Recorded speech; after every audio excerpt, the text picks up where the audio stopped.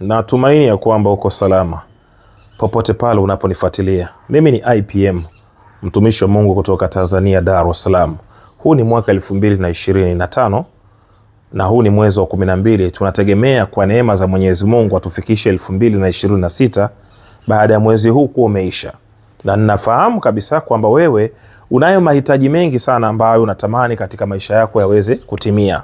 Na katika hayo mahitaji ambayo unatamani yaweze kutimia katika maisha yako, umekuwa ukipambana na ukiwishi mambo yako yote unayotamani yatokee yaweze kutimia kwa pamoja. Una plan kujenga nyumba, una plan labda kununua usafiri, kununua gari ya biashara, una plan kununua shamba, una plan kuwa na kampuni nzuri au kampuni ulionayo iweze kukua zaidi, una plan ya kusafiri kwenda nchi mbalimbali duniani kwa ajili ya kufanya mambo ya kibiashara, una plan kufuga, una plan vitu vingi sana katika maisha.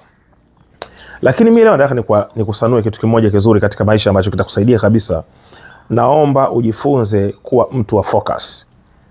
Jifunze kuwa mtu wa focus, wa kung'ang'ania jambo mpaka litimie, kwa sababu sio kila mwaka unaweza ukafanya mambo 10 au 5.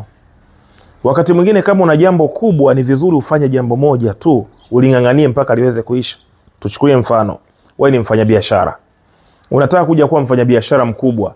Achana na mambo sijui umenunua shamba, mara umenunua hiki, mara unataka kununua hiki, mara unataka kununua hiki. No. Focus na biashara. Utakachokifanya ni kutafuta fedha katika biashara ulionayo na kuikuza. Tajiri anaweza akafanya vitu zaidi ya 20 kwa sababu ni tajiri.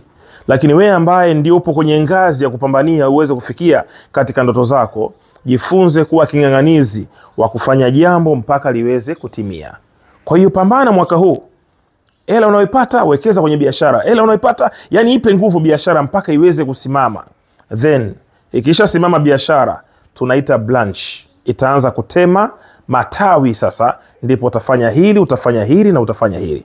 Kuwa mtu wa focus, itakusaidia sana hii, na utajikuta unafanya vitu ambavyo vinatimia. Mungu akubariki sana. Share video hii. God bless you. Thank you.